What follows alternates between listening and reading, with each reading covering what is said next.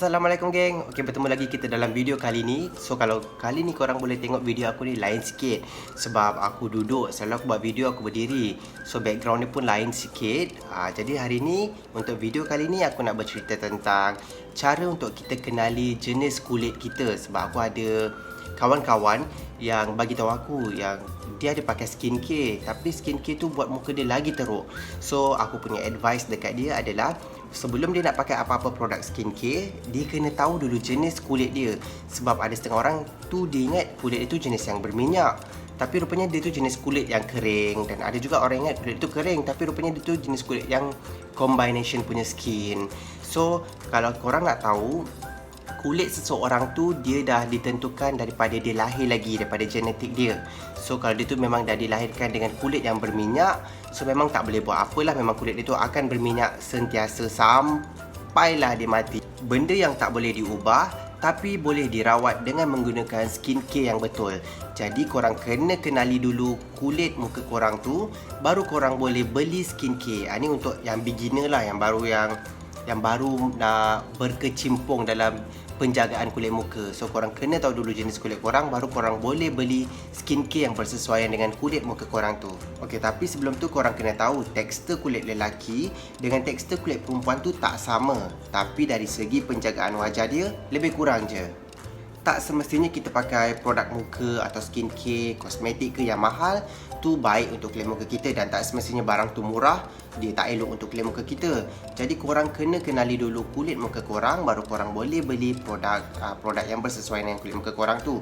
Sebab ini adalah untuk mengelakkan daripada kulit tu rosak lah, macam akan jadinya skin problem macam iritasi, jerawat, adanya blackhead, whitehead, parut yang disebabkan oleh ketidaksesuaian penggunaan produk terhadap kulit kita.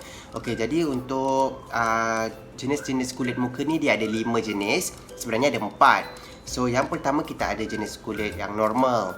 Lepas tu kita ada kulit kering, kita ada kulit berminyak, kita ada kulit combination, dan yang kelima ni sepatutnya tak payah masukkan lah, tapi aku masukkan juga, adalah kulit sensitif. Okey, jadi kita ada 5 jenis kulit. Okey, kita akan mulakan dengan kulit normal dulu. Okey, kulit normal ni, siapa yang ada kulit normal ni memang sangat beruntung. Memang semua orang pun nak ada kulit normal sebab dia ada keseimbangan yang baik lah dekat kulit dia tu, daripada segi minyak, daripada segi air yang ada dekat kulit dia tu cukup. Jadi dia tak ada apa-apa masalah. Selalunya takkan kena jerawat ke, memang susah lah untuk ada dekat orang kulit normal ni. Bintik hitam ke, bintik putih ke. Daripada segi penjagaan wajah, dia boleh menggunakan apa jenis skincare lah. Maksudnya dia boleh gunakan apa-apa pencuci muka, serum ataupun pelembap. Dia tak ada masalah untuk orang yang kulit normal. Dan ciri-ciri orang yang kulit normal ni, selalunya kulit diorang ni bersinar lah. Dia nampak merah-merah, bersinar. Lepas tu dia kulit jenis tak sensitif langsung, boleh pakai apa-apa skincare. Dan juga kita boleh nampak pori-pori dekat pipi tu kecil, dia tak besar langsung. So kulit tu nampak sihat lah untuk orang yang kulit normal. Okey, untuk orang yang kulit normal ni kita tak banyak sangat benda boleh cakap sebab kulit dia sihat. Jadi kita teruskan dengan yang kedua. Okey, yang kedua ni kita cakap pasal orang yang kulit kering. Okey, kulit kering ni terjadi disebabkan oleh penghasilan minyak atau sebum yang kurang dekat permukaan kulit muka, dan kebanyakannya terjadi oleh lelaki. Kita boleh nampak dia akan ada kekeringan dekat tepi-tepi mulut dia, macam putih-putih, tepi bibir tu. Dan dia membuatkan kulit muka tu nampak kusam sebab terlalu kering. Kulit muka pun akan rasa ketat. Ini disebabkan oleh penghasilan kelenjar minyak yang tak mencukupi oleh kulit muka kita, dan membuatkan kulit tu kehilangan kelembapan. Kadang-kadang ada juga orang yang kekurangan vitamin A dan B juga boleh menjadi salah satu daripada faktor terjadinya kulit kering. Dan ciri-ciri orang yang kulit kering ni, selalunya kulit diorang kita boleh nampak ada garis-garis halus. Lepas tu kulit dia orang ni macam ada putih-putih. Lepas tu kulit dia orang menjadi kering dengan kasar lah. Kita boleh nampak. Tu memang obvious, jelas. Okey, untuk orang yang mengalami kulit kering, daripada segi penggunaan pembersih muka, korang kena menggunakan pembersih muka yang berbuih. Tu kalau boleh lah, korang kena gunakan pembersih muka yang berbuih, dan bilas muka korang dengan menggunakan air sejuk ataupun air suam. Elakkan menggunakan air panas sebab air panas tu akan membuatkan kulit muka tu jadi lagi kering. Lepas tu korang kena pakai serum dan juga pelembap lah, moisturizer, untuk mengekalkan kelembapan kulit muka korang. Bahayanya orang yang ada kulit kering ni sebab dia akan membuatkan proses penuaan kulit muka korang tu lebih cepat. muka korang tu akan ada wrinkle atau garis-garis halus tu lebih cepat berbanding dengan orang yang ada kulit-kulit biasa macam kulit normal, berminyak, combination. Kulit kering ni adalah yang paling bahaya lah sebenarnya. Okey, yang ketiga kita ada kulit berminyak. Okey, kulit berminyak ni adalah jenis kulit muka yang ramai orang tak suka. Lepas tu dia akan jadi lagi kronik, lagi-lagi kalau masih usia remaja seseorang tu. Dan kita boleh nampak obvious kulit berminyak ni dia akan berkilat lah selalunya. Dan minyak tu selalunya paling banyak dekat T-zone seseorang tu. Okay, untuk orang yang mengalami kulit berminyak ni, kita boleh nampak pore dia ni, liang-liang roma tu sedikit terbuka besar lah. Sebab ni untuk memastikan minyak tu dapat keluar daripada kulit muka tu. Tapi ni akan menjadi masalah sebab kulit muka yang berminyak tu dia terdedah kepada udara yang kotor dan juga boleh menyebabkan jerawat serta bintik hitam. Jadi untuk orang yang kulit dia tu berminyak, dia kena ada penjagaan khas lah atau penjagaan rapi untuk kulit muka diorang.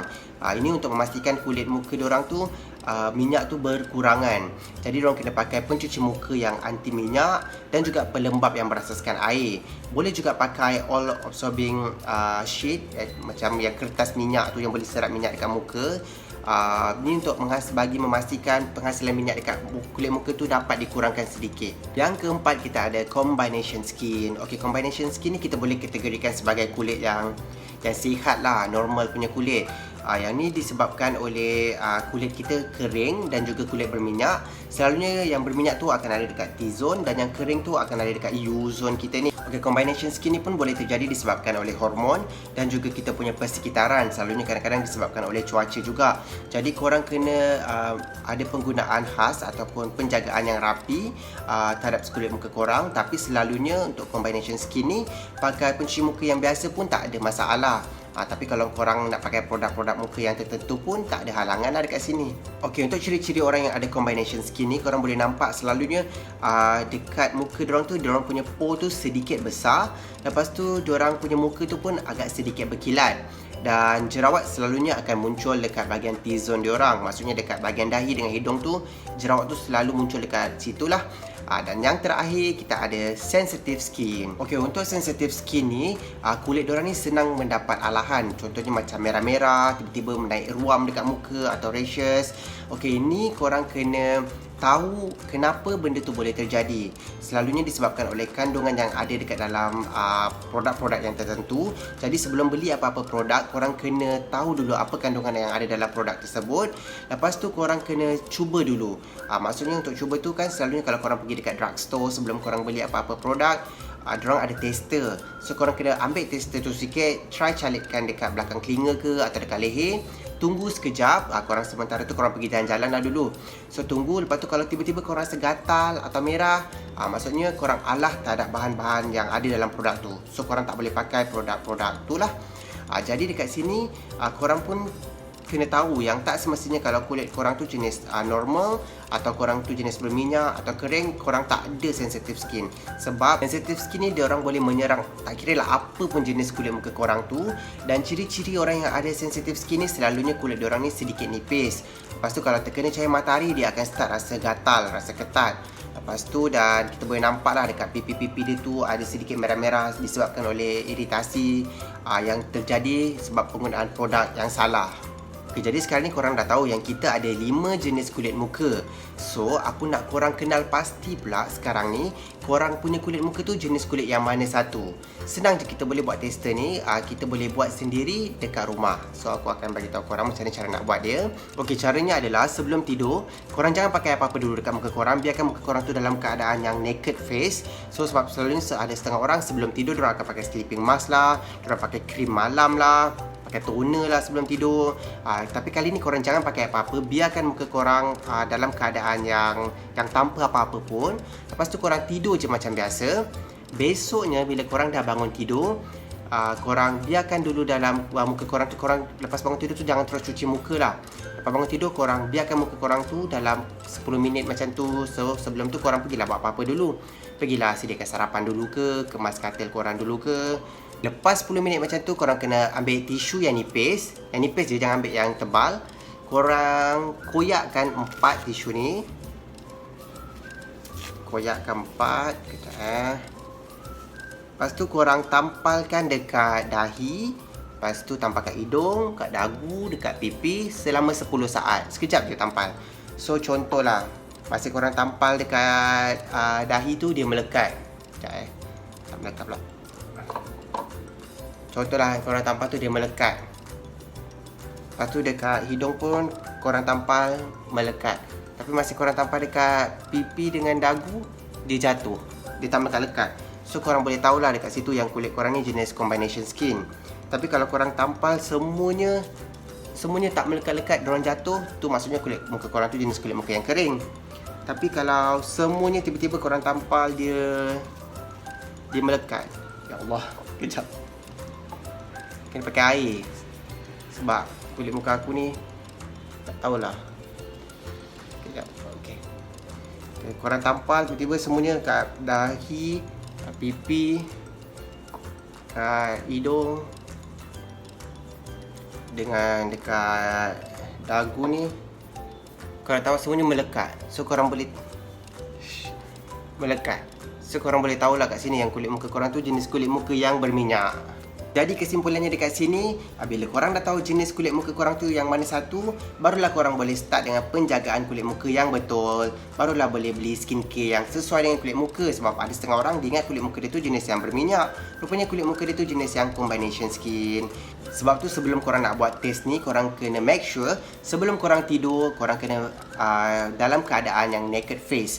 Maksudnya jangan pakai apa-apa moisturizer ke sebelum tidur, krim malam ke, ataupun pakai sleeping mask ke sebelum tidur. Sebab no point kalau besok harinya korang nak buat test ni, sebab dia tak akan jadi.